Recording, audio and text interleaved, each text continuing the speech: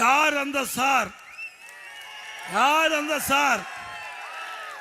அண்ணா பல்கலைக்கழகத்தில் அங்கே படித்துக் கொண்டிருந்த மாணவிக்கு பாலியல் சீண்டல் நடந்தது உங்களுக்கு தெரியும்.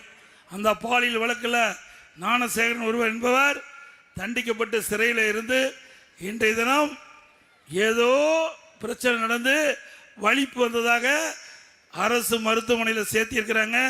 அவருக்கு உயிருக்கு ஆபத்து ஏற்பட்டால் இந்த அரசாங்கம் தான் பொறுப்பேற்க வேண்டும். ஏன்னா அதிமுக ஆட்சிக்கு வந்துருன்னு அவருக்கு தெரிஞ்சிட்டது. வந்தா இவரை விசாரித்தா உண்மை வெளியே வந்துவிடும். அதனால ஏதோ சிறைச்சாலையிலேயே ஏதோ நடந்ததாக பரவலான தகவல். இந்த ஆட்சியாளருக்கு எச்சரிக்கையை விடுகின்றோம். அப்படி ஏதாவது அவருக்கு உயிருக்கு ஆபத்து ஏற்பட்டால் அதற்கு முழு பொறுப்பு இந்த அரசாங்கம் தான். அதே போல இன்னைக்கு நீங்க கேட்டதெல்லாம் கொடுத்தோம். போக்குவரத்து கிட்டத்தட்ட 16 வழித்தடங்களில் போக்குவரத்து நாம் இயக்கியிருக்கிறோம். பேருந்து இயக்கியிருக்கிறோம். பல பேருக்கு ஓஏபி கொடுத்துருக்குறோம், பட்டா கொடுத்துருக்குறோம், அதே போல் வீடுகள் கொடுத்துருக்குறோம். இப்படி பல திட்டத்தையும் நகர மக்களுக்கு கொடுத்துருக்கு என்பதை நேரத்தில் தெரிவித்து இன்றைக்கு இந்த ஆட்சிக்கு வந்த பிறகு மின்சார கட்டணம் 67% உயர்ந்தாச்சு. அதே போல் இந்த நகராட்சியில் வீட்டு வரி 100% உயர்ந்துட்டாங்க. ஆண்டுக்கு 6% உயர்த்துறாங்க. கடவரி 150% உயரும். ஆண்டுக்கு 6%. குடிநீருக்கு வரி போட்டாங்க, குப்பைக்கு வரி போட்டாங்க. ஆக இது ஒரு புறம். மறுபுறம் உணவு விலை, இன்றைக்கு அத்தியாவசிய உணவுப் பொருளுடைய விலை முன்னே முட்டிக்கிட்டாலும் உயர்ந்து போச்சு. அரிசி விலை கிலோ 30 ரூபாய்க்கு வந்தாச்சு.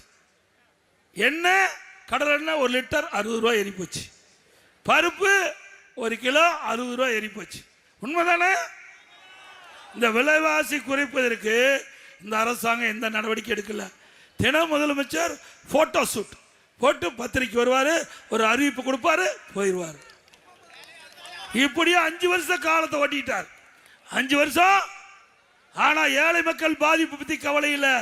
உணவுப் பொருள் விண்ணை முட்டுக்கிட்டாலும் உயர்ந்து போச்சு. குறைப்பதற்காக நடவடிக்கை எடுத்தாரா?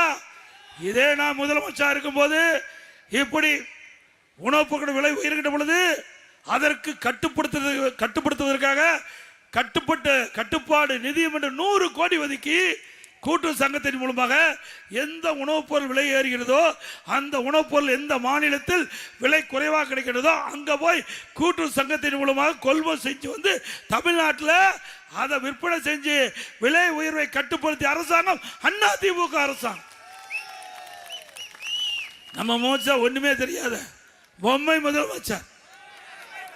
எந்த கேள்வி கேட்டாலும் பதில் சொல்ல தெரியாது.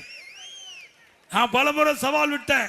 இப்போ எடப்பாடி நகரத்திலிருந்து இங்கே எடப்பாடி தொகுதி மக்களால் தேர்ந்தெடுக்கப்பட்ட சட்டமன்ற உறுப்பினர் பிரதான எதிர்க்கட்சி தலைவர் என்ற முறையில் சவாலோட திரு ஸ்டாலின் அவர்களே, உங்களுக்கு தில்லு திராணி தெம்பு இருந்தா உங்களுடைய ஆட்சியில் நடைபெற்ற திட்டங்கள் பணிகள் நீங்க தாராளமா சொல்லலாம்.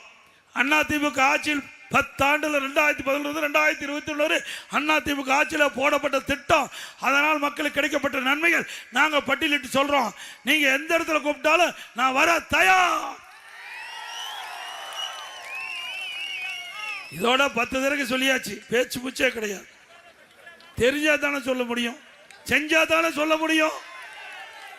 நாம சொல்ற தைரியமா இந்த எடப்பாடியில திட்டத்தை கொண்டு வந்து உங்க முன் சொல்றேன். ஆனா திராவிட முன்னேற்ற கழக தலைவர் சொல்ல முடியாது, செஞ்சா தானே சொல்ல முடியும். ஒண்ணு செஞ்சிருக்காரு. எங்க பார்த்தாலும் அவங்க அப்பா பேர் வைக்கிறார். இன்றைக்கு ஸ்மார்ட் சிட்டி திட்டம் இந்த மாநகராட்சியில் நாம கட்டுறோம், அவர் அப்பா பேரை கொண்டு வச்சிருக்காரு. அப்பா சிலை வச்சிருக்காரு.